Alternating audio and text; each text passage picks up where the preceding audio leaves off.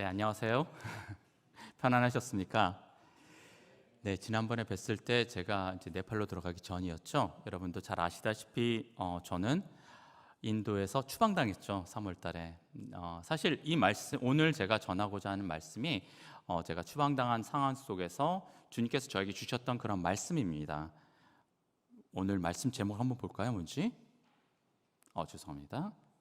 아무것도 염려하지 마세요. 여러분 옆에 있는 분들하고 같이 한번 인사해 볼까요? 아무것도 염려하지 마세요.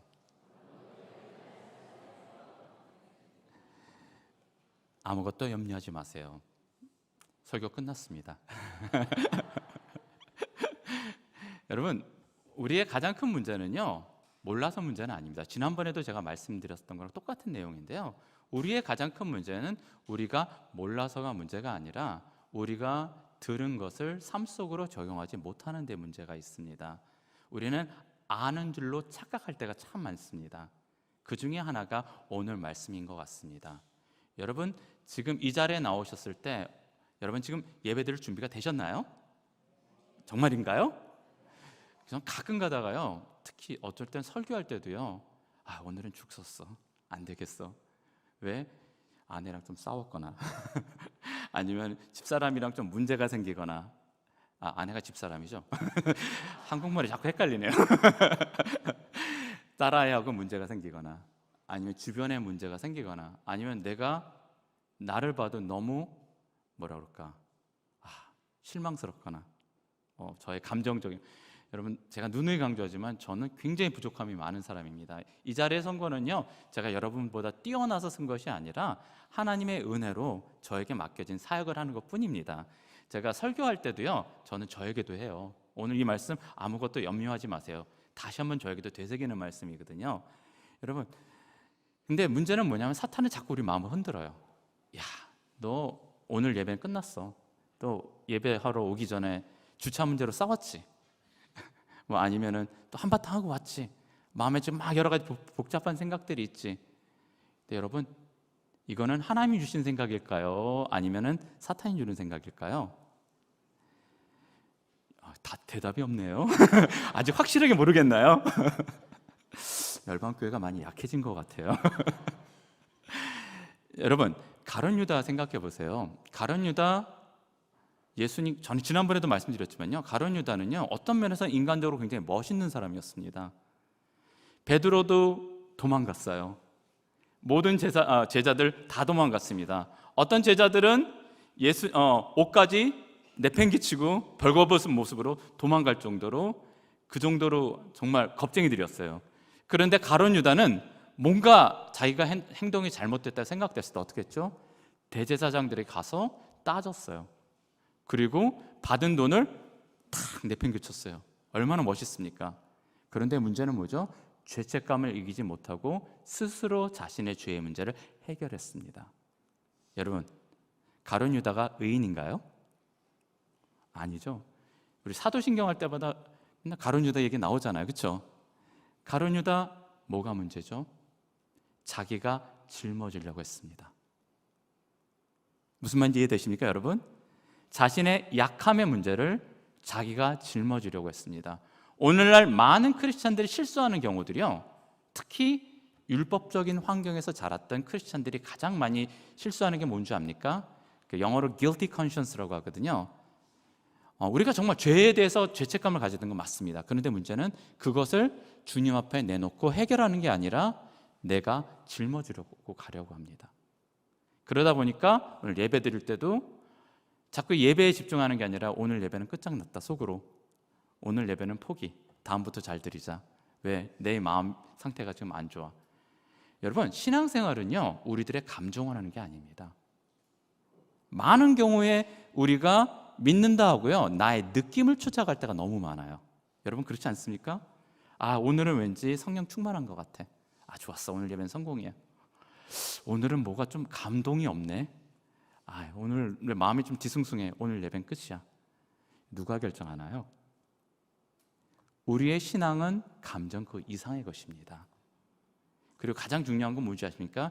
있는 모습 그대로 주님 나왔습니다, 받아주십시오. 어느 누구도요, 우리가 인간적으로 생각하면은요, 주님 앞에서 떳떳한 사람 아무도 없습니다. 여러분이 막 오늘은 정말 예배 잘 드릴 것 같은 그런 분위기라고 해서 여러분 정말 떳떳할까요? 아닙니다. 우리는 근본 다 죄인입니다. 성경에서 말씀하는 것처럼 뭐죠? 의인은 없나니 하나도 없다. 모두 다 죄를 지어서. 그런데 뭐죠? 예수 그리스도로 인하여. 우리는 예수 그리스도의 피를 너무 쉽게 생각합니다. 저는 가끔씩 사역할 때 되면요, 어떨 때는 이런 때가 있어요. 저 똑같은 얘기인데, 나 같은 사람이 어떻게 사역을 할까? 여러분들은 저를 어떻게 생각할지 모르겠지만 하나님과 저하고는 알잖아요. 약점들 너무 많거든요. 그리고 막 여러 가지로, 심지어는 저는 예배 드릴 때마다, 예배 드리기 전에 제가 신령해서 막 미리 와서 막 기도하는 거 아니거든요. 제가 저를 잘 알거든요.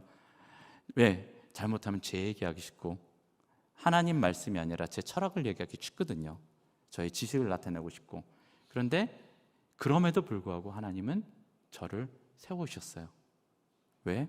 그분이 저를 사랑하셔서. 마찬가지입니다, 여러분. 우리가 크리스찬으로 사는 거는요, 우리가 뭐가 돼서 사는 거 아닙니다. 무슨 말인지 이해되십니까? 은혜로 사는 겁니다. 여러분, 진짜 영성이 뭔지 아십니까? 정말 깊은 영성은요, 내가 막 여러 가지 은사를 행하는 게 아닙니다. 지난번에 제가 여기 올 때도 말씀드렸는데 기억나는지 모르겠어요. 주님은요, 예수님의 제자들이, 그분의 제자들이 막 성령, 그러니까 은사를 막 했을 때 그들을 부르지 않으셨어요. 성경을 잘 보면요, 예수님께서 십자가에 들어가기 전에 예수님들이 그들을 보냈을 때 여러 가지 은사들을 행했어요. 여러분 성경에서 보셨죠? 그런데 예수님은 지상 명령을 그때 주지 않으셨어요. 언제죠? 나는 못해. 나는 이제 끝장난 거보다 라고 생각했을 때 주님께서 내가 너와 함께한다. 그래서 넌 할 수 있어. 난 절대 너를 안 떠날 거야. 너희들과 끝까지 함께 할 거야. 그것이 그들의 소망이 되었고, 그 소망 가운데 주님의 명령을 따를 때 역사가 일어난 겁니다. 우리의 삶도 마찬가지입니다, 여러분. 여러분들이 지금 막 고민하는 문제들이 뭔가요? 그 문제들 해법을 알고 싶습니까? 간단합니다. 주님께 던지십시오. 오늘 말씀 한번 보도록 하겠습니다. 자, 빌립보서 4장 6절에서 7절 말씀입니다. 제가 읽도록 하겠습니다. 아무것도 염려하지 말고 다만 모든 일에 기도와 간구로 너희 구할 것을 감사함으로 하나님께 아뢰라. 그리하면 모든 지각에 뛰어난 하나님의 평강이 그리스도 예수 안에서 너희 마음과 생각을 지키시리라. 아멘. 여러분 믿습니까? 네, 이 말씀을 가지고 풀어나가도록 하겠습니다. 오늘은 말씀을 최대한 짧게 하고 그 다음에 제 네팔에 대한 얘기를 잠깐 좀 하고 그래도 마치도록 하겠습니다. 자, 6절 다시 한번 볼까요?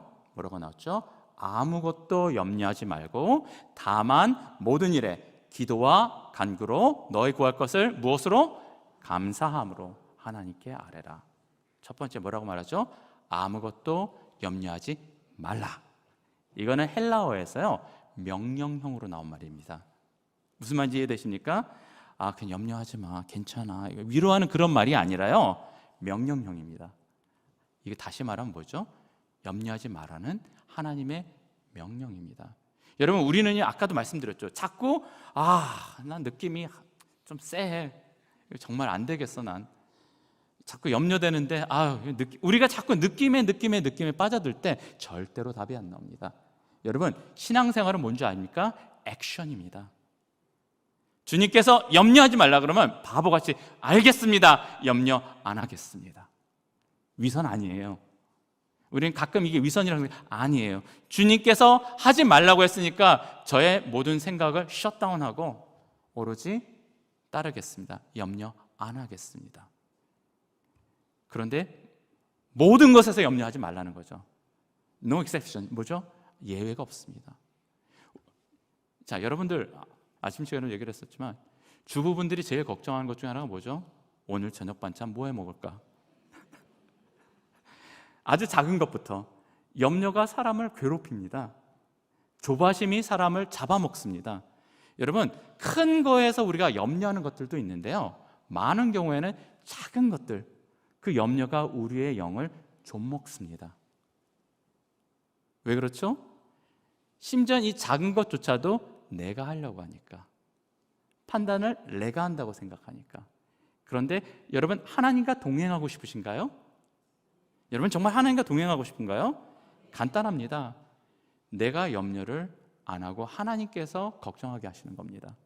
걱정하게 하시는 게 좀 이상한 말이죠. 무슨 말인지 이해되시죠? 수고하고 무거운 짐진 자들아 다 내게로 오라. 내가 너희를 쉬게 하리라. 여러분 이 말씀 잘 아시잖아요. 근데 믿습니까? 여러분 정말 믿나요? 근데 우리는 자꾸 사서 우리가 수고를 하려고 합니다. 자꾸 사서 우리가 염려를 하려고 합니다. 그러면서 우리가 책임감 있는 거로 착각을 합니다. 아니에요. 불신입니다. 무슨 말인지 이해하십니까? 하나님이 우리에게 원하시는 건 그런 것들이 아니죠. 마태복음 6장 26절에서 30절 말씀을 한번 볼까요? 여러분 잘 아시는 말씀이죠. 공중에 새를 보라. 심지도 않고 거두지도 않고 창고에 모아들이지도 아니하되 너희 하늘 아버지께서 기르시나니. 하늘에 막 날아다니는 철새들, 뭐 비둘기들, 뭐 이런 것들 누가 키우신다고요? 하나님께서. 너희는 이것들보다 귀하지 아니하냐. 다시 한번 말씀드립니다. 나는 그것들보다 훨씬 더 귀하다. 우리는 어떤 존재죠? 주님의 핏값으로 산 존재입니다. 여러분 무슨 말인지 이해되십니까? 명품들이 왜 유명하죠? 비싸잖아요. 명품 가방들 하나 사려고 해도 엄청난 돈을 줘야지 사잖아요. 그런데 우리는 명품 중에 명품입니다. 왠지 아세요? 내가 뛰어나서가 아니라 주님께서, 가장 세상에서 귀한 게 뭐예요? 주님이잖아요. 주님의 핏값으로 우리를 사셨기 때문에. 우리는 맨날 압니다. 주님께서 나를 위해서 십자가 못 박혀 죽으셨어요. 네, 주님께서 나를 위해서 피 흘리셨어요. 막 외우고 나레이트 타고 다 합니다. 그런데 문제는 정말 나의 삶 속의 작은 부분에서조차 이것을 고백하냐는 거죠. 여러분 자신을 과소평가하지 마십시오. 사탄이 잘 쓰는 전략 중에 하나가 뭡니까? 니까짓게. 사탄은 끊임없이 우리를 공격합니다. 니까짓게. 야, 이 위선자야. 야, 너 이런 애였잖아. 너 이런 애잖아. 그런 네가 뭘 하겠다고. 거룩한 척 하지 마. 사탄은 우리에게 그런 식으로 끊임없이 얘기를 합니다. 그런데 우리는 니까짓게 아니에요. 뭐라고요? 예수의 피로 산 귀한 존재입니다. 그럼 누가 책임지시죠? 하나님이. 마치 내 인생을 내가 책임지는 것처럼 착각하지 마십시오. 내 인생은 누가 책임진다고요? 하나님이. 근데 정말 좋은 게 뭐죠? 그분은 나를 너무너무 사랑하시는 하나님이시고 그분은 못할 것이 없는 전능자십니다. 믿으십니까? 또 너희가 어찌 의복을 위하여 염려하느냐. 의복이란 말은 단순히 패션이라는 뜻도 들어갈 수 있겠지만 당시의 의복을 얘기하는 건 뭐 먹고 살까, 뭐 입고 살까 이거 얘기하는 거거든요. 걱정하지 마십시오. 오늘 말씀이 너무 좋죠. 들의 백합화가 어떻게 자라는가 생각해보라. 성경에, 우리 한국말 성경에는 백합이라고 나왔는데 들의 백합화가 사실 원래 원문에서는요, 여러분 앞에 보이는 아네모네 꽃이라든가 아니면 양귀비꽃 같은 것들 얘기를 하는 거예요. 많이 있는 들풀들이 얼마나 예쁩니까? 우리가 무슨 와 예쁘다 이렇게 얘기를 하죠. 그런데 이러한 것들, 이 꽃들을 보면 뭐예요? 솔로몬이 암만 영화롭고 좋은 옷을 입었다 하더라도 하나님이 만드신 이러한 꽃들과 비교할 수가 없잖아요. 그런데 하나님께서 끝에서 하시는 말씀이 있죠. 뭐라고요? 하물며 너희일까 보냐. 다시 한번 여러분 같이 해볼까요? 하물며 나일까 보냐. 다시 한번요. 하물며 나일까 보느냐. 하나님은 여러분을 절대로 잊지 않으셨습니다. 하나님은 절대로 우리를 포기하지 않으셨습니다. 사탄은 자꾸 우리에게 부정적인 말로 야 하나님은 이렇게 너랑 같이 있으면 왜 이래 지금 상황이 라고 자꾸 꼬드겨요. 하지만 듣지 마십시오. 하나님은 우리를 절대 놓지 않으셨습니다. 그 하나님께서 얘기하십니다. 믿음이 작은 자들아. 우리들의 얘기 아닌가요? 여러분들 왜 우리가 걱정하죠? 우리가 왜 염려하죠? 우리가 왜 조바심을 내죠? 막 순간순간 여러분 생각해 보세요. 막 조바심이 날 때, 어떤 문제들이나 이유가 뭐죠? 잘 따져보면 간단해요. 불신입니다. 하나님이 정말 믿음 문제가 아닌데 혹시라도 이렇게 되면 어떻게 할까? 혹시라도 이렇게 되면 어떻게 할까? 그런데 혹시라도 이렇게 되더라도 하나님은 제일 좋게 이끄신다는 것을 우리는 믿는 겁니다. 아침에도 제가 얘기를 했는데요, 저에게 정말 어릴 때부터 같이 자라온 너무 소중한 친구가 있어요. 그러니까 이제 저도 부모님들 이북분들이시고, 그래서 어릴 때부터 같이 이렇게 컸던 그 친구도 이북 부모님들 밑에서 이제 저하고 같은 문화를 공유하고 있는, 어릴 때부터 장충동에서 계속 같이 자랐던 친구인데, 이 친구하고 저하고 너무 친해요. 근데 이 친구가 얼마 전에 저하고 어제 사실 그 친구를 만났는데, 그 얼마 전부터 이제 문제가 생겼어요. 어떤 문제가 생겼냐면, 이 친구의 와이프가 애를 잘 못 가졌었어요. 그리고 애를 가질 때마다 유산하고, 그래서 너무너무 힘들어서 마지막 방법으로 정말 어렵게 가능성이 그때도 참 낮았다고 그랬는데 시험관 하기를 했어요. 그래서 남녀 쌍둥이가 나왔어요. 우리가 하나님 정말 감사하다 우리 이랬거든요. 그런데 여기서 그냥 끝났으면 참 좋을 텐데 지금 얘네들이 고등학교 3학년이에요. 그런데 얼마 전에 이제 제 여동생이 의사잖아요. 이 친구가 아들내미가 자꾸 변비가 생긴다는 거예요. 그래서 이제 제가 동생한테 부탁해서 얘가 이런데 한번 그 세브란스 병원에 조금 너 친구들 통해서 좀 알아봐 줄 수 있겠니? 해서 갔어요. 근데 뭐라고 나온지 아십니까? 직장암 4기래요. 고등학교 3학년 남자아이. 이제 입시는 거의 물 건너갔죠. 인간적으로 보면. 그 다음에 여러분 우리가 인간적으로 생각하면요, 주님이 이게 뭡니까? 이게 선물로 주고 뺏어가는 겁니까? 이 귀한 아들을. 근데 이 친구는요, 저한테 그러더라고요. 이 친구는 집사인데 저보다 나아요. 목사보다도. 뭐라고 얘기하면 나 자기는 걱정이 안 된대요. 어떻게든 하나님이 하실 거래요. 그리고 사모님, 제 친구 재수 씨도 그 와이프도 똑같은 그런 방언을 하더라고요. 근데 여러분 이게 우리가 볼 때는 왜 이런 일이 일어났을까 생각을 하는데요, 이 친구가 저에게 간증을 하는 거예요. 이 일이 어떻게 그 가족에게 덕을 세웠는지. 이 아들내미가 신앙이 명확하지 않는 상황까지 왔었어요. 그리고 딸내미는 아빠한테 이제 얼마 전에 이 친구가 저한테 상담해요. 우리 딸이 이제 교회 안 가려고 그러는데 하나님은 나를 씹다 버린 껌같이 생각하시는 것 같다고, 내 기도 안 들으신다고, 여러 가지 좌절된 일들이 좀 많이 있었거든요. 그래서 그랬던 와중이었고 가족 간의 대화도 많이 없었고 막 이런 상황이었는데 이 친구가 그러더라고요. 이 아들이 아프고 나니까 갑자기 아들이 그런 얘기를 하더래요. 옛날에는 사실 하나님이 안 믿어졌고 죽는 게 무서웠다.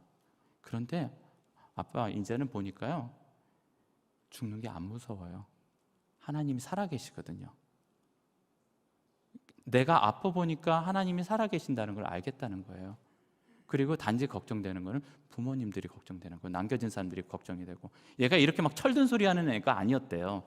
그리고 하는 말이 뭐냐면, 근데 아빠 난 하나님 나 치료해 주실 것 같아요. 그게 믿어져요. 갑자기 애가 바뀌었죠. 우리는 아픈 현상만을 생각을 하거든요.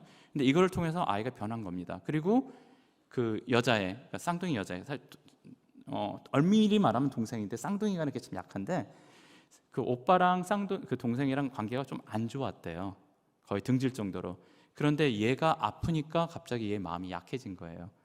저렇게 아프니까 내 마음이 약해져서 얘를 미워할 수 없다고. 그리고 그 와중에서 얘가 이렇게 변화되고 일어나는 걸 보니까 얘가 하나님이 살아계시다는 걸 믿게 된 거예요. 교회를 다시 다닌대요. 그리고 옛날에는 가족들이 방 안에서 서로 얘기하는 일이 없었는데 얘가 아프고 나니까 그때부터 갑자기 가족들 간에 오히려 화해로, 뭐라고 그러죠? 이렇게 즐겁게 같이 대화를 나누는 일들이 생겼대요. 여러분 어떤가요? 저는 아직도 믿습니다. 하나님이 우리 그 아들을 치료해 주실 줄 믿습니다. 그런데 치료하기 전에 이 과정을 통해서 가정을 치료해 주시더라고요. 우리가 볼 때는 왜요? 때로는 이해할 수 없습니다. 그런데 하나님에게는 이유가 있습니다. 우리를 위한 거거든요. 우리가 다 이해해야 될 필요는 없어요. 때로는. 무슨 말인지 이해되십니까? 왜? 그건 그분의 영역이에요. 그런데 중요한 거는 우리가 중요한 건 뭐죠? 믿는 겁니다. 그분이 우리의 최선으로 이끄실 것이라는 것을 지금 당장은 이해가 안 돼도, 그래서 염려하지 말라고 하는 겁니다. 디모데후서 1장 7절에 보면 이런 말씀이 있습니다. 자, 하나님이 우리에게 주신 것은 두려워하는 마음이 아니요. 사실 이렇게 마음이란 표현이 헬라어에서 푸뉴마, 우리 이제 헬라어 하셨던 분은 아시겠지만 영이란 뜻이에요. 그러니까 스피릿이라는 뜻이거든요.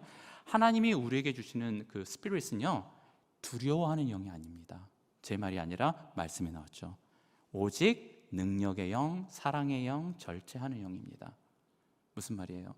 여러분 마음속에 두려움이 왔죠? 착각하지 마십시오. 이건 절대로 하나님하고 상관없습니다. 사탄이 주는 생각입니다. 무슨 말인지 이해되시죠? 넘어가지 마십시오. 하나님은 우리에게 이미 주신 것이라고 했죠. 주실 것이 아니라. 무슨 말인지 이해되십니까? 우리는요, 자꾸 주님이 주실 거야 라는 것만 생각을 하는데 이미 주님께서 우리에게 주신 것에 대해서 잊어버리고 있습니다. 하나님은 우리에게 뭘 주셨다고요? 능력, 파워. 여러분, 귀신을 두려워하십니까? 저는 어릴 때 밤길 걷는 걸 참 무서워했어요. 뭐라도 나올 것 같아가지고. 근데 여러분, 지금 생각해 보면은 엄밀히 말하면 귀신이 저를 무서워해야 돼요. 사탄이 저를 무서워해야 돼요. 왠지 아세요? 나는 아무것도 아니에요. 그런데 내 안에 누가 있어요? 예수님이. 그분이 그리고 우리에게 능력을 주셨거든요. 주셨다고 얘기하셨어요. 그리고 내가 여기서 사랑, 우리 잘 아는 그 헬라어 쓴 거거든요. 아가페. 아가페는 뭐예요? 조건 없이 모든 것을 덮고 사랑하는 거잖아요. 원수까지도. 나는 이거 못한다고요? 아니요. 주셨어요.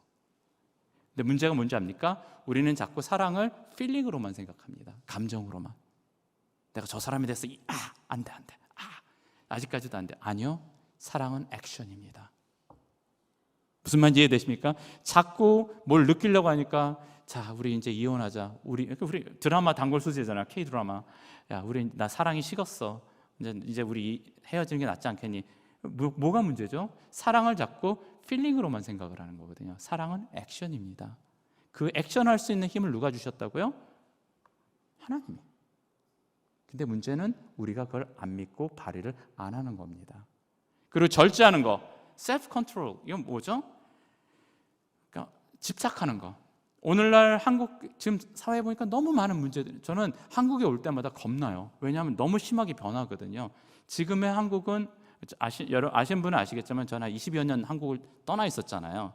이제 영국 생활도 했었고 그다음에 이제 선교사 생활도 했었는데 좀 겁나요. 특히 문제가 되는 게 뭐냐면 굉장히 집착이 강해진 것 같아요. 젊은 세대든 큰 세대든 성에 대한 집착. 우리 다 알잖아요. 그리고 뭔가 이렇게 자꾸 옵세션하고 사람에 대한 집착, 자식에 대한 집착, 자꾸 집착을 해요. 문제가 뭐죠? 심지어는 소비 중독. 문제들이 뭘까요? 나 스스로 컨트롤을 못하는 거예요. 왜? 내가 스스로 하려고 하거든요. 무슨 말인지 이해되십니까? 그런데 하나님은 얘기하십니다. 그거를 컨트롤할 수 있는 힘을 내가 줬어. 뭐죠? 액션. 움직이라는 겁니다. 위선자가 되라는 얘기가 아니라 네가 행동을 해. 넘어지면 다시 일어나. 왜? 내가 널 잡아줄 거니까. 우리는 이런 고양이 같아요. 많은 경우가. 고양이가 쥐를 지금 무서워하고 있는 상황이죠. 이게 정상인가요? 아니에요. 쥐가 고양이를 무서워해야 돼요. 그런데 우리는 사탄의 세력에 떱니다. 왜? 내 힘으로 싸우려고 하니까. 나로 싸우려고 하니까. 그런데 하나님은 우리에게 이미 승리를 주셨어요. 무슨 말인지 이해되십니까? 하나님은 절대로 우리를 패배자로 부르지 않으셨습니다. 그 힘을 믿고 나갈 때 우리는 이길 수 있습니다. 아무리 험한 것이라도 과감하게 나갈 수 있어요. 왜요? 내가 무슨 자신해서 과신해서? 아니요. 믿음 때문에. 심지어는 이 길이 아닌 하는 상황이 오더라도 하나님은 그 길을 통해서 또 이끌어 주세요. 내가 주님께 이 길을 완전히 던졌을 때. 다시 본문으로 돌아가겠습니다. 빌립보서 4장 6절 아까 뭐죠? 두려워 말라 얘기 나왔었잖아요. 염려하지 말라, 그렇죠? 염려하지 말라라는 말은 앞에 또 컨텍스트가 있습니다. 상황이 있습니다. 빌립보서 4장 5절 하반절이에요. 물론 학자들에 따라서 이 분류가 조금 다른데 원래 헬라어는 절이 없었던 거 아시죠? 장절은 옛날에 생겼습니다. 원래 성경에 장절이 없었습니다. 그래서 많은 신약학자들이 뒤에 있는 빌립보서 4장 5절 하반절 말씀을 염려하지 말라라는, 무엇에든 염려하지 말라는 것의 전제 조건으로 해석하는 학자들이 상당히 많습니다. 무슨 말이 있죠? 주께서 가까우시니라. 무슨 말일까요? 쉽게 말하면요, 주님이 저 멀리 있다가 주님 도와주세요 하면 막 뛰어오는, 우리는 자꾸 그런 그림을 그리거든요. 그런데 그게 아니에요. 옆에서 주님이 항상 대기하고 계신 거예요. 대기하고 있다가 주여 하면은 그래 하고 나오는 거예요. 우리는 자꾸 하나님이 멀리 있고 내 기도 막 이렇게 발버둥을 쳐야지 들어주시는 하나님으로 자꾸 착각을 해요. 일부러 그런 상황에서 우리를 더 주님을 찾게 하는 경우는 있겠지만 대부분의 경우는 주님께서 우리 옆에서 지켜보시고 대기하고 계시는 거예요. 그러니까 염려하지 말라. 이 싸움은 아까 찬양 너무 좋았죠. 전쟁은 누구한테 속했다고요? 하나님께.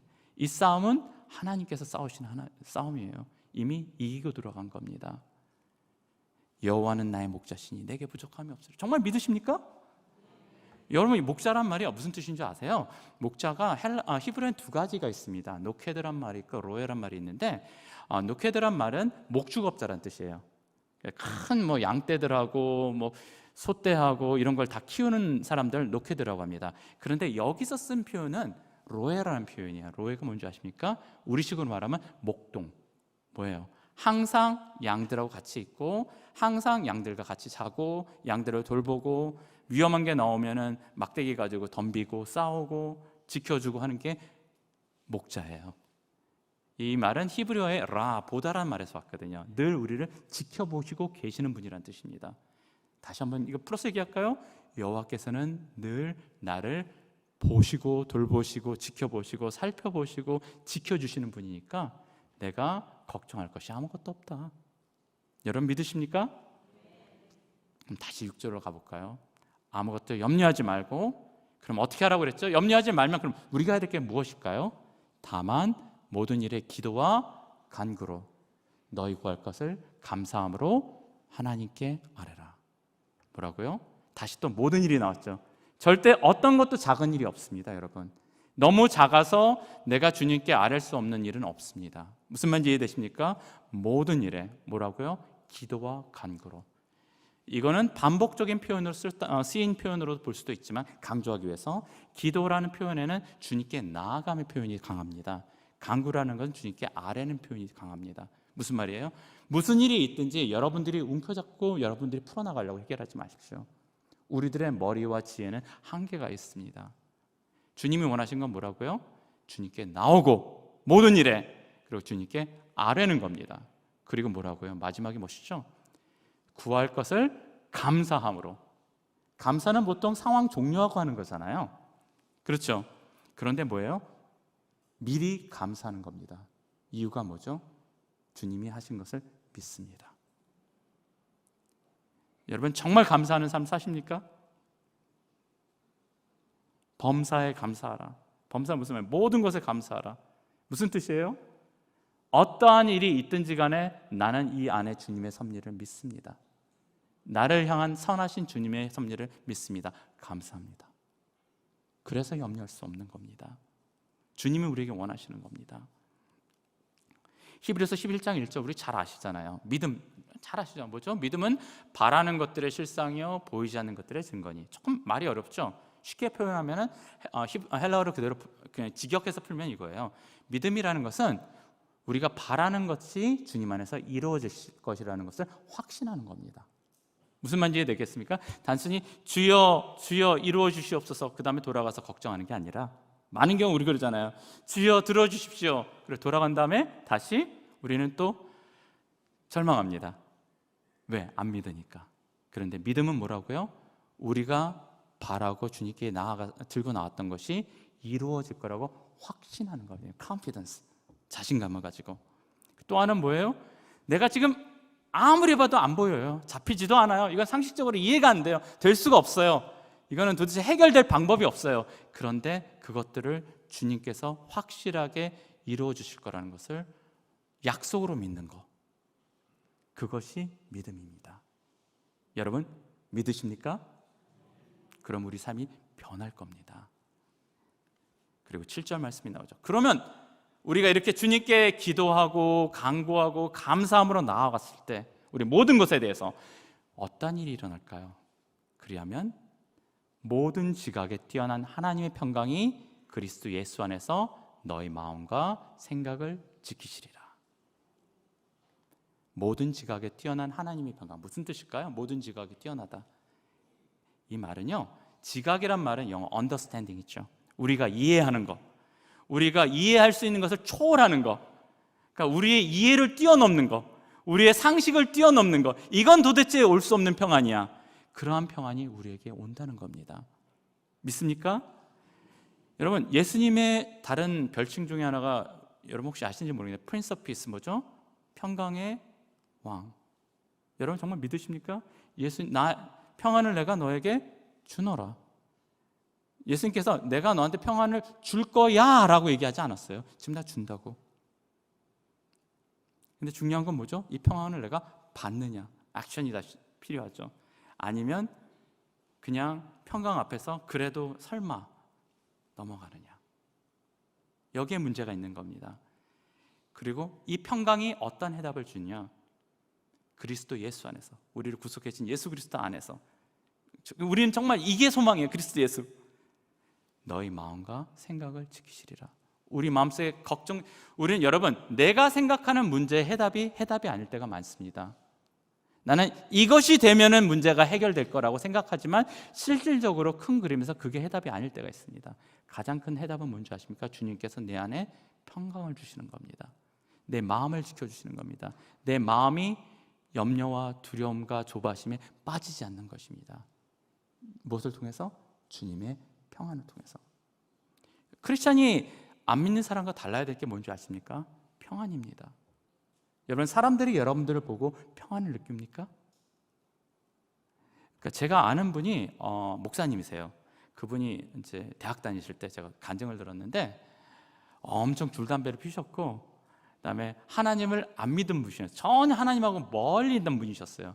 그런데 자기과에, 그분은 서강대 다니셨다는 것 같은데 자기과에 웬 여학생인데 항상 그렇게 웃고 다니고 늘 평안하더래요. 그래서 막 너무너무 궁금했대요, 그 사람이. 근데 나중에 알고 봤더니 이 친구가 예수를 믿는 사람이었대요. 목사님도 차츰차츰 변해서 IVF도 들어가고 예수도 믿게 되고 이제는 훌륭한 목사님이 되셨거든요. 여러분 주변에 있는 사람들이 여러분의 평안을 통해서 그리스도를 느껴야 됩니다. 위선의 평안이 아니라 나는 하나님이 나와 함께 하시는 믿어. 그분이 나를 주관하신 걸 믿어. 그러할 때 우리가 염려하지 않을 수 있는 겁니다. 오늘 말씀을 마무리하도록 하겠습니다. 아무것도 염려하지 말라. 여러분, 조바심도 갖지 말고 걱정도 하지 말고 두려워하지도 마십시오. 얘네들이 쳐들어오려고 그럴 거예요. 그럴 때는 기도하십시오. 무슨 말인지 이해되시죠? 기도할 때 그냥 주여 도와주셔서 주님 감사합니다. 감사가 힘입니다, 여러분. 감사가 힘이에요. 많은 사람들이 기도와 간구에서 끝납니다. 감사는 뭐죠? 고백이거든요. 주님이 하실 줄 믿습니다. 제가 좋아하는 성경 구절이거든요. 야고보서 4장 7절. 그런즉 너희는 하나님께 복종할지어다. 그리고 이제 나오는 대목이 잘 들어보십시오. 마귀를 대적하라. 뭐라고요? 마귀를 대적하라. 그럼 어떻게 한다고요? 그러면 너희를 피하리라. 우리는 많은 경우 아까 그 쥐를 무서워하는 고양이처럼 벌벌 떱니다. 뭔가 우리 문제가 생기거나 사탄의 도전이 생길 때. 그런데 주님은 말씀하십니다. 너희는 사탄 앞에서 떨 존재가 아니야. 내가 이미 너에게 능력을 줬거든. 모든 지각에 뛰어난 하나님의 평강이 그리할 때 그리스도 예수 안에서 여러분들의 마음과 생각을 지키실 겁니다. 그래서 우리 열방교회 우리 성도들은요, 정말 위선적인 기독교인이 아니라, 무슨 말인지 이해되시죠? 누가 봐도 얘는 그리스도의 평안이 있는 사람이다. 그것이 증거될 수 있는 그러한 우리 성도들이 됐으면 좋겠습니다. 네, 지금 잠깐 제가 이번에 새로 갔던 네팔이라는 나라에 대해서 말씀을 나누도록 하겠습니다. 저 사실 네팔 갈 때 이 말씀이 저에게 너무 참 좋은 게 뭐냐면 이 말씀이 저에게 많이 도움이 됐거든요. 여러분 아시다시피 인도에서 추방당하고 난 다음에 저는 완전히 공중에 뜬 분위기였어요. 사실은 주님께서 새로운 일을 이렇게 하실 거라는 그런 믿음은 있었는데 어디로 가야 될지, 누구를 만나야 될지 완전히 아무것도 모르는 상황이었습니다. 저 선택지가 사실은 스리랑카도 있었고 미얀마도 있었는데 이 길들은 여러 가지 상황으로 막혔어요. 그래서 네팔이라는 선택지밖에 없었습니다. 미얀마는 제가 사역을 했던 곳입니다. 미얀마는 제가 좀 아는 지역이었어요. 그리고 제 제자들도 있고, 스리랑카도 제가 방문했던 지역이고 저희 인도에 있는 신학교에 분교를 세우려고 준비하고 있던 곳입니다. 이번에 그 스리랑카 학생들이 인도 신학교에 드디어 왔어요. 이제 통신 과정으로 해서 시작을 했는데, 그랬는데 이 두 곳 다 제가 생각했던 것처럼 열리지 않았어요. 그리고 마지막 남은 선택지가 저희 지역과 근접해 있는 네팔이라는 나라였습니다. 근데 네팔은 제가 가본 적도 없고 제가 너무 아는 것이 없는 나라예요. 근데 때로는 여러분 아무것도 모를 때 더 감사하더라고요. 아무것도 모르면 뭐가 좋은지 아세요? 주님만 보거든요. 우리가 많은 경우에 내가 안다고 착각할 때 자꾸 내 머리를 따라가요. 그런데 내가 아무것도 모른다고 생각할 때는 천부여 의지 없어서 손 들고 갑니다. 이거 나오거든요. 저절로. 저는 비행기 탈 때도 어디 가서 누구를 만나야 될지 전혀 아무런 감이 없었어요. 그냥 소개받은 제 동료의 친구. 그런데 그 친구만 만나기로 했거든요. 원래 다른 여러 가지 또 선택지가 있었는데, 그런데 하나님께서 정말 세밀하게 응답하시더라고요. 그러니까 저는 일단은 뭐예요? 그 친구랑 저랑 아침마다 같이 기도하고 어디로 가고 뭘 해야 될지, 저녁마다 같이 디보션 하면서 또 기도하고, 그랬더니 정말로 하나님께서 꼭 만나야 될 사람들만 만나게 해주시고 꼭 가봐야 됐을 곳을 가보게 해주셨어요. 저는 그래서 여러분 네팔이라는 나라 잘 아시겠지만, 그래서 이 네팔이라는 나라에 대해서 전혀 몰랐는데 이제 배워가고 있습니다. 아까 이상윤 목사님께서 말씀하신 것처럼 네팔은 약 3천만 명의 사람들이 있거든요. 근데 제가 볼 때 참 좋았던 점이 뭐냐면 네팔 사람들이 제일 좋아하는 나라가 한국이에요. 그러니까 3천만 중에서 3분의 1이 해외에서 돈을 벌어서 국내로 보내는 그런 나라입니다. 그거로 먹고 살아요. 근데 제가 이제 어느 날은 제가 이제 버스 정류장에 앉아 있었는데 어떤 좀 나이가 드신 분이, 나중에 알고 보니까 저보다 한 4살 정도밖에 위가 아니셨는데 3, 4살밖에 아니었는데, 그분께서 자꾸 제 주변을 갖다 이렇게 10분 동안 이렇게 돌더라고요. 그러더니 갑자기 저한테 다가와서 너 어디서 왔냐 물어보더라고요. 그래서 제가 한국에서 왔습니다. 그러니까 이제 영어로 했었거든요, 처음에는. 그랬더니 갑자기 자기 집으로 가자 그러더니 막 차를 대접하는 거예요. 그래서 알고 봤더니 이분이 1989년부터 4년 동안 한국에서 일을 하셨었대요. 근데 이제 저는 그 순간에 뜨끔한 게 뭐냐면, 사장님 싫어요, 사장님 미워요, 이거 분위기 있잖아요. 왜 사장님 나빠요. 저는 이제 속으로 혹시 또 한국 사람들한테 이거 됐었으면 어떡하나라는 생각을 사실 좀 많이 했었는데, 다행히도 이분은 한국 사장님을 너무 좋아하더라고요. 그러니까 뭐냐고 얘기하면은 자기는 한국에서 돈을 벌어서 지금 그 지역에서 제일 잘 사는 사람이 됐어요. 3층집 의리력이 짓고 잘 살더라고요. 사장님이 자기를 사랑해주고 자기가 떠날 때 우셨대요. 그리고 공항까지 차로 이렇게 데려다 주셨다고 하더라고요. 속을 이렇게 쓸면서 다행이다 이러고 넘어갔는데, 근데 그 사람뿐만 아니라 여러 사람들을 만났어요. 근데 한국에서 노동자로 왔다 일했던 분들이 이제 대부분의 분들은 한국을 참 좋아하시더라고요. 그럼 많은 사람들이 한국에서 일을 하고 싶어해요. 근데 이제 역으로 이제 제가 이 말씀을 드리는 건 대한민국 만세를 위해서 한 게 아니라 한국 선교사로서 좋은 고지를 점할 수 있겠구나라는 이제 그런 생각이 들게 되더라고요. 그리고 근데 문제는 뭐냐면 이미 네팔에도 선교사님들이 계시고, 저는 선교사로서의 소신이 뭐냐면 다른 분들이 이미 사역하고 있는 지역에는 안 가려고 합니다. 왜냐하면 저는 사업을 위한 사업이나 선교 사업을 위한 선교가 아니라 정말 필요한 곳에 가는 것이 선교라고 저는 생각을 하거든요. 그래서 그 때문에 참 기도하고 고민을 했는데 자, 여러분 네팔 하면은 생각나는 게 이런 분위기죠. 히말라야 산맥이 멋있게 보이고 높은 고도에 이제 이렇게 세계 높은 산들은 다 모아놓고 해발 8천 고지, 뭐 7천 고지 막 이런 데거든요. 이런 데들 둘러싸여 있고 여러분들이 생각하는 네팔은 이런 곳일 겁니다. 근데 제가 정착하려고 생각하고 있는 지역은 여기 제가 빨간 줄로 동그라미 친 지역 보이시죠? 중간 지역입니다. 치토안이라는 지역인데, 근데 그 밑에 사진 좀 이상한 게 보이지 않아요? 여러분들이 생각하는 네팔과 다른 여기는 열대지방입니다. 여러분 네팔 하면 산의 서늘한 바람과 추운 뭐 이런 거 그 막 만년설만 생각을 하는데, 물론 만년설이 있죠 북쪽으로는. 그리고 그게 맞는데 이쪽 중부를 해서 남쪽으로 내려가면요 야생동물들이 많고요 정글 지역입니다. 그리고 체감 온도가 40도가 넘더라고요. 그래서 저는 괜찮습니다. 인도에 있다 와가지고 그거는 크게 문제가 아니었거든요. 근데 코끼리가 있고, 야생 코끼리가 있고, 제가 옛날에 인도에 있을 때 한밤중에 정글 지역에 친구죠 동료의 다마스 같이 생긴 그런 차를 가지고 이제 정글을 뚫고 가다 코끼리를 만난 적이 있었거든요. 정말 소름 끼치더라고요. 야생 코끼리 되게 무섭거든요. 근데 여기는 이런 야생 코끼리가 있고 야생 코뿔소, 제가 태어나서 야생 코뿔소 처음 봤습니다. 동물원에서만 보는 줄 알았는데 이렇게 직접 볼 줄 몰랐거든요. 그 다음에 전 세계에서 유일하게 호랑이의 개체의 수가 증가하고 있는 나라입니다. 유엔에서 지정한 호랑이 보호국가고, 특히 제가 타겟으로 하고 있는 지역이 호랑이 보호 지역입니다. 사람을 죽이면 엄청난 처벌을 사람을 죽이거나 해도 어떻게든 풀려날 수 있는 방법이 있지만 호랑이를 죽이게 되면은 엄청난 처벌을 받게 됩니다. 그러니까 이게 방법이 없죠. 그런데 이제 제가 여러분들을 막 이렇게 겁주려고 이런 것을 보여주는 것이 아니라, 그래서 저랑 같이 있었던 그 친구가 저한테 그런 얘기를 하는 거예요.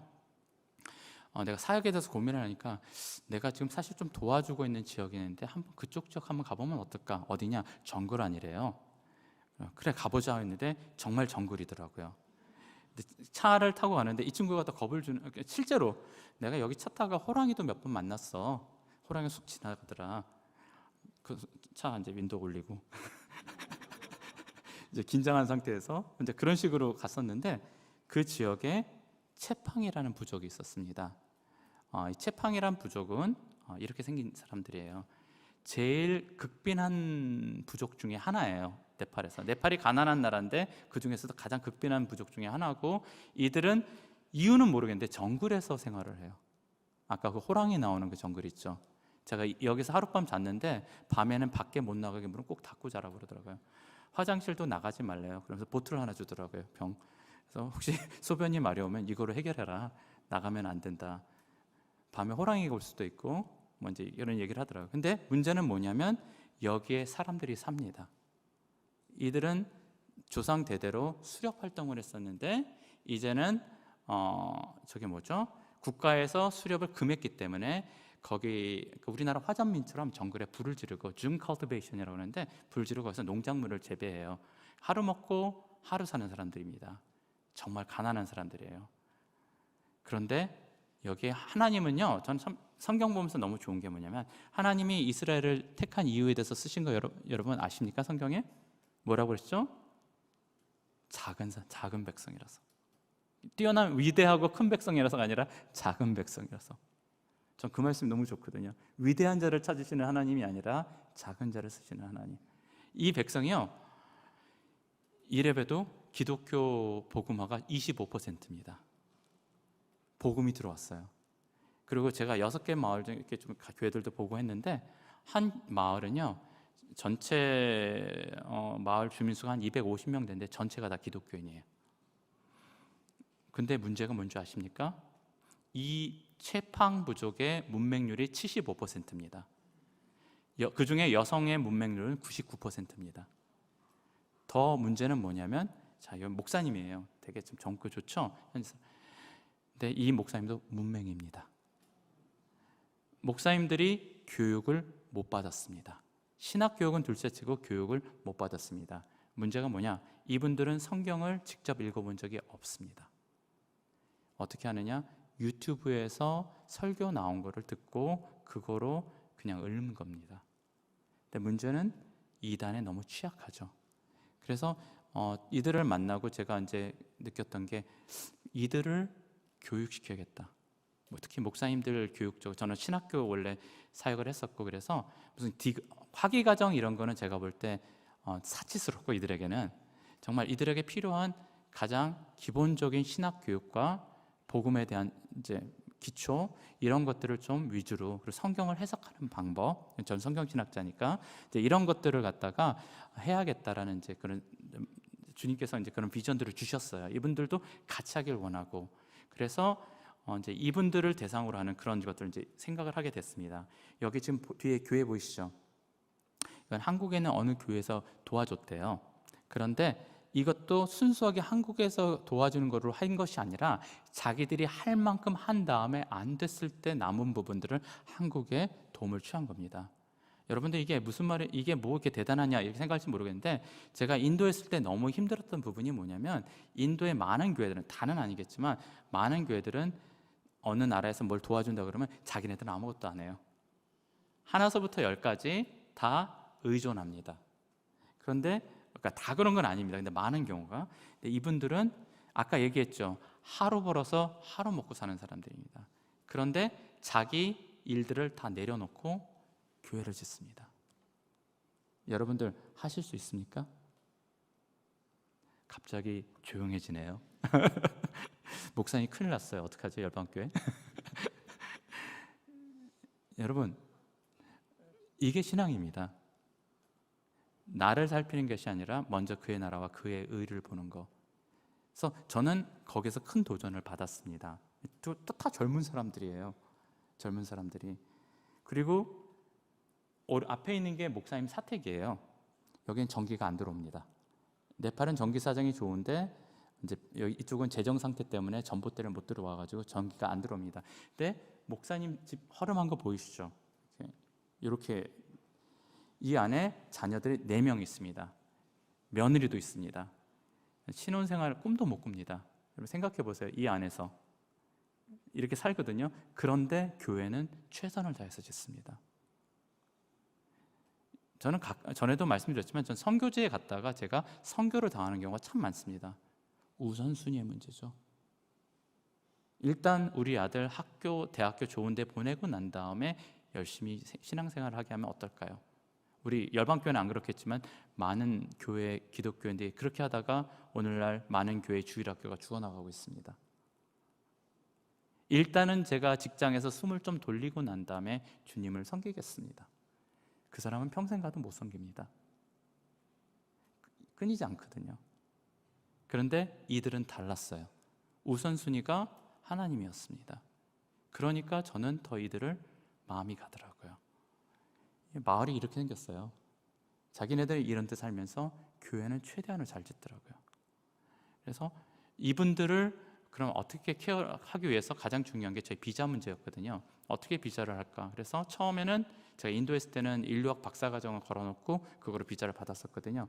그래서 이번에도 네팔에서도 그렇게 하려고 대학을 갔습니다. 가능성이 있더라고요. 한 대학을 갔더니 1,000만 원인가 2,000만 원인가 학비를 내라고 그러더라고요. 안 됩니다. 그래서 가능하지 않고요. 또 한 대학을 갔더니 학비는 그보다 싸요. 한 100만 원에서 200만 원 정도. 그런데 문제는 뭐냐면 카트만두에 있는 좋은 학교인데 카트만두에 코스웍을 다시 하라는 거예요. 1년에서 2년. 그 말은 뭐냐면 기숙사에 들어가서 저는 공부만 하고 있어야 돼요. 제가 그거 하려고 선교 온 건 아니거든요. 그다음 돈도 그렇고. 그래서 고민이 돼서 이건 아니다 싶어가지고 다른 방법을 찾아보려고 했는데 전 아는 사람이 아무도 없잖아요. 그런데 저의 옆에 있던 친구의 친구가, 재밌죠? 친구의 친구가 변호사였어요. 그런데 마침 이런 외국인들의 비자에 대해서 다뤄주는 전문 변호사였어요. 그래서 만나봤습니다. 그랬더니 비즈니스 비자 얘기를 하더라고요. 제가 한국에서 들었던 것은 네팔에서 비자를 받으려면 적어도 5억 정도의 투자금이 필요하다. 저한테 그게 어디 있습니까? 그래서 생각을 해서 일찌감치 포기하고 있었는데 그 변호사가 그러더라고요. 한국 사람들은 최대한 편의를 봐준다, 정부에서. 아까 얘기했죠. 네팔이 사실 제일 싫어하는 나라가 인도하고 중국이거든요. 근데 역으로 제일 좋아하는 나라 한국, 일본, 미국이에요. 그래서 저희가 받는 좀 특혜가 있는 것 같더라고요. 제가 아직 네팔이나 다른 알지 못해서. 그래서 저는 최대한 모든 것을 합법적으로 하려고 생각을 하고 있거든요. 선교가 불법이라는 건 어쩔 수 없겠지만 그 외의 모든 절차는 크리스찬으로 합법적으로 해야 된다고 믿는 사람이거든요. 그래서 법적인 법인 절차랑 이런 것들을 쭉 밟았습니다. 근데 문제는 뭐냐? 저는 사업의 경험도 없고, 제가 보시다시피 저는 뭐 비즈니스 할 만한 스타일도 아니고, 중요하게 돈도 없습니다.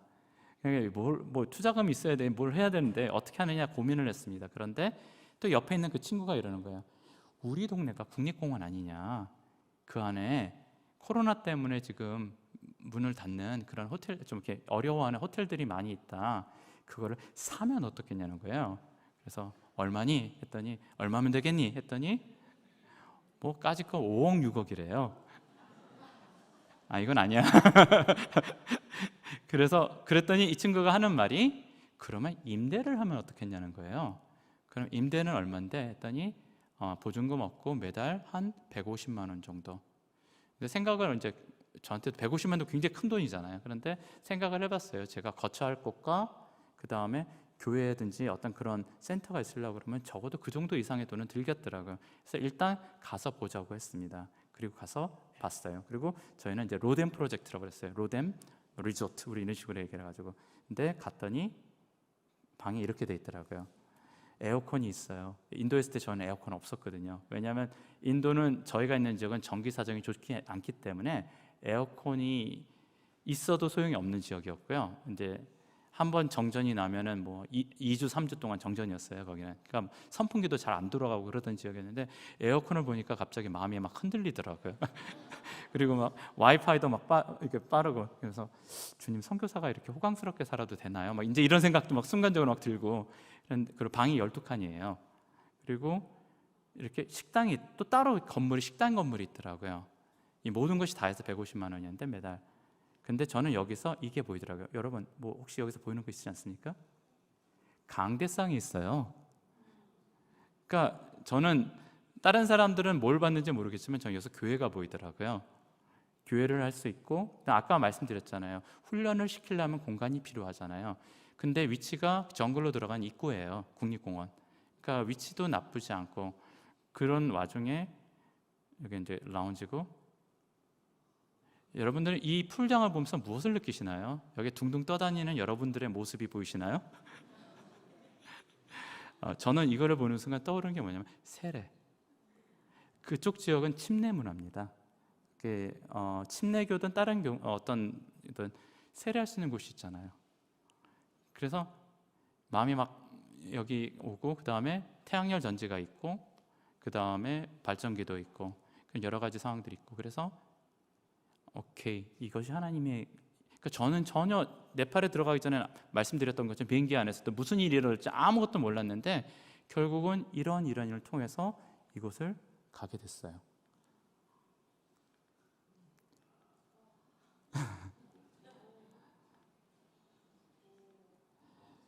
네. 참고로 말씀드리면 코뿔소가 가끔 들어온대요. 가끔은 아닌데 어쩌다 들어온 적도 있고, 그다음에 뒷창문으로 코뿔소가 보일 때가 있다고 얘기를 하더라고요.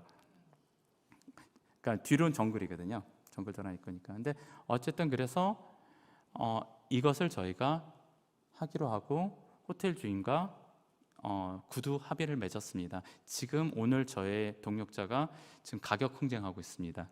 최대한 좀 낮추기 위해서. 그래서 저는 지금 어떤 생각을 하냐면, 이윤을 바라고 여기서 뭘 하기는 제가 볼 땐 쉽지는 않을 것 같고요.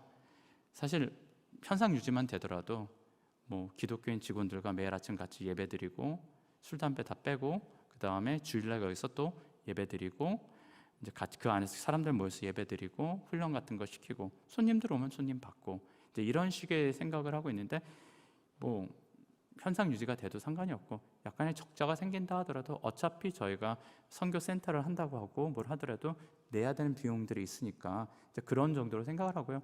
혹시라도 하나님이 이윤을 주신다면 정글에서 우리가 사역할 때 자금이 필요하잖아요. 그 사람들 도와주고, 인도에 있는 신학교 후원할 때 도움이 되고, 그래서 좀 마음을 편안하게 갖고 이 부분으로 들어가게 됐습니다.